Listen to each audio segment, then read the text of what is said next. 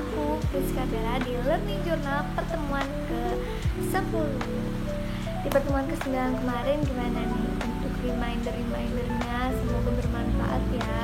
Kalau butuh reminder, butuh semangat, bisa ditonton lagi aja, karena itu juga ngena sih buat aku, dan itu jadi semangat buat yang nonton, buat aku juga, buat teman-teman mahasiswa tentunya yang sedang berjuang ya. Nah, ini pertemuan ke-9 kemarin kan Pak Adi ini nggak ngasih materi ya, kita nggak membahas materi. Nah, di pertemuan ke-10 sekarang itu karena di akhir nanti ada tugas artikel dan harus publish jurnal, jadi Pak Adi itu membahas tentang teknik penulisan jurnal ilmiah. Nah, karena amanat dari Tridharma Perguruan Tinggi ini yang bisa teman-teman cari itu ada 3 Tridharma Perguruan Tinggi. Nah, teknik penulisan jurnal ilmiah ini untuk penyebarluasan ilmu pengetahuan dan teknologi, juga ada azas kebermanfaatannya. Diseminasi hasil temuan ilmiahnya ini kepada tentunya sivitas akademika dan stakeholders. Juga media komunikasi ilmiahnya itu ada makalah, ada buku, ada diktat, ada majalah, ada jurnal, ada abstrak, ada proceeding, ada pamflet, ada leaflet, dan juga masih banyak lagi nih. Oke, kita mulai menulis artikel jurnal itu kayak ada kata-kata tidak terlalu mudah dan namun juga tidak terlalu gampang gitu ya. Jadi ya balance aja sih. Yang penting itu dikerjain. Nah, tujuannya ini artikel jurnal itu untuk menyampaikan sesuatu. Media jurnalnya itu sebagai bagian dari media komunikasi ilmiah. Aturan yang mengikati itu pedoman dan aturan penulisan. Fungsinya itu ada fungsi ilmiah, fungsi sosial, fungsi ekspresi. Untuk aspek penulisannya itu ada aspek isi, kajian di bidang keilmuannya, aspek bahasa, jadi bahasa tulis ilmiahnya, juga aspek sajiannya, aturan dan gaya selingkuh. Apa sih gaya selingkuh? Nah, gaya selingkuh ini jadi gaya penulisannya gitu ya, dari tata letak, margin, terus fontnya apa ya, kayak gitu. Untuk ciri-ciri artikel ilmiah itu ada 4, dan yang pertama itu ada objektif, ada rasional, ada deskriptif, dan ada pembaharu. Jadi ketika artikel tidak ada pembaharuan, jadi itu nggak bisa disebut artikel ya teman-teman. Dalam proses penulisannya juga itu ada pra penulisan, sebelum penulisan, terus penulisan, saat penulisan, dan juga pasca penulisan. Di pra penulisan itu ada bahan tulisan dan juga ada kerangka yang harus disiapkan. Ketika penulisannya itu ada draft tulisan dan ada anatomi. Nah, pasca penulisan itu ada penyuntingan kayak gitu. Nah, selanjutnya juga di pra penulisan ini ada pencarian dan pengembangan gagasan. Di dalamnya juga ada bobot permasalahan, urgensi, originalitas,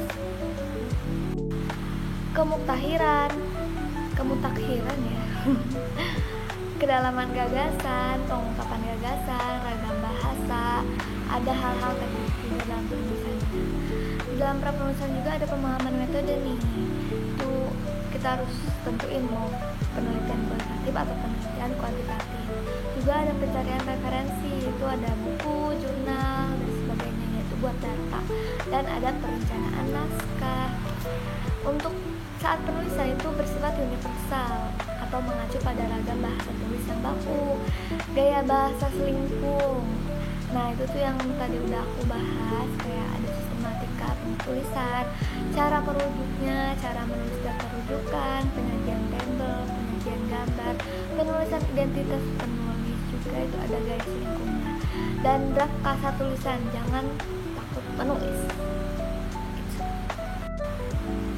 Kita lanjut ke anatomi penulisan, itu ada judul, nama penulis, abstrak, kata kunci, pendahuluan, landasan teoritis dan empiris, metode, hasil pembahasan, simpulan dan syarat, tentunya juga ada daftar pustaka. Untuk abstrak itu ringkas dan padat tentang ide-ide yang paling penting. Abstrak memuat masalah atau tujuan penelitian, prosedur penelitian, ringkasan hasil penelitian. Satu paragrafnya ini umumnya maksimum 200 kata. Tidak ada singkatan, kutipan, tabel, gambar, dan merek dagang. Disajikan dalam bahasa Inggris dan bahasa Indonesia.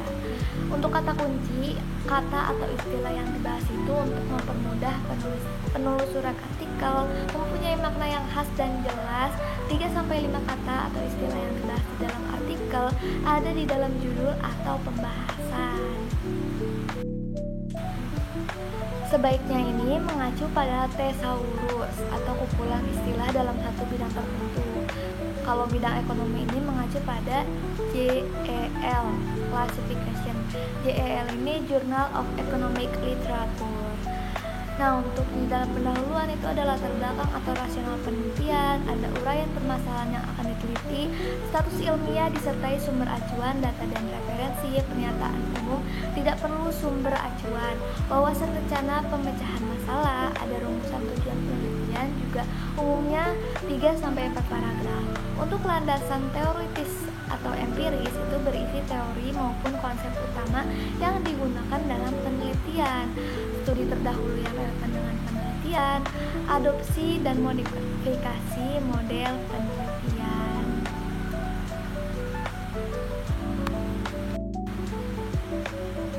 Kita beralih ke metodologi. Dalam metodologi ini uraian terperinci tentang prosedur penelitian. Nah, di dalamnya ada data dan sumber data, jenis penelitian kualitatif atau kuantitatif, spesifikasi model, bagaimana data dianalisis, juga ada adopsi dan modifikasi metode. Ditulis sumbernya, jika ada modifikasi harus dijelaskan. Nah, bahan analisisnya itu cara penarikan simpel, prosedur analisis, pengumpulan data, cara perhitungan atau analisis sampai diperoleh hasil terolah diuraikan dengan terperinci. Nah, hasil dan pembahasan itu yaitu uraian mengenai hasil dan analisis pembahasan merupakan bagian utama artikel ilmiah nih. Di dalamnya ada penyajian bersistem, diperjelas dengan ilustrasi tabel dan gambar. Untuk tabel dan gambar itu sederhana dan data ilustrasi harus ditafsirkan dalam uraian dengan memperhatikan masalah.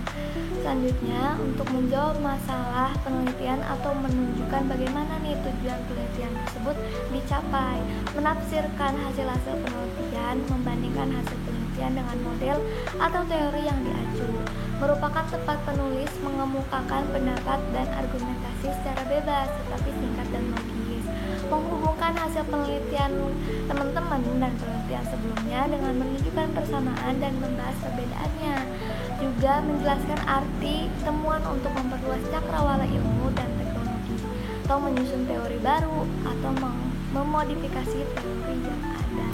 Selanjutnya kita next ke kesimpulan dan saran. Kesimpulan dasar itu bukan kopas dari pembahasan. Pernyataannya pendek atau generalisasi dari temuan, memuat jawaban atas pertanyaan penelitian, berupa deskriptif bukan numerik, memuat implikasi temuan penelitian, saran yang bersifat praktis, pengembangan teori dan arah penelitian lanjutan. Next, kita ke daftar pustaka itu harus lengkap sesuai rujukan dalam teks, tata cara penulisan mengacu pada aturan jurnal yang bersangkutan. Nah, setelah itu ada pasca penulisan kan. Nah, di pasca penulisan ini ada revisi naskah, abstrak, isi, bacaan, ejaan, tanda baca, teknik penulisan, penyajian gambar dan tabel, referensi dan sebagainya. Ada penyuntingan naskah untuk memperkecil kelemahan dan kesalahan draft, juga ada publikasi, nama berkala, kelembagaan penerbit, penyunting, kemanfaatan penampilan, gaya penulisan substansi dan sebagainya.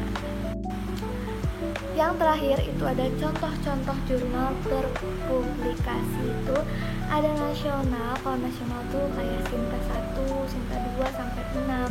Kalau internasional itu contohnya Scopus ya, itu kalau internasional itu setara dengan Sinta 1. Nah, itu dia teman-teman ya dari yang aku jelasin tentang teknik penulisan ilmiah. Semoga bermanfaat, dan emang banyak banget ya dari teknik penulisan jurnal ilmiah ini. Aku cuma jelasin secara singkat aja, teman-teman bisa pelajari lebih lanjut lagi. Semoga juga bisa jadi referensi ketika teman-teman mau menulis jurnal ilmiah, dan itu kita harus ikutin pedomannya ya, biar jurnal yang kita tulis ini berkualitas dan diakui, bisa terpublish juga. Terima kasih. Wassalamualaikum warahmatullahi wabarakatuh.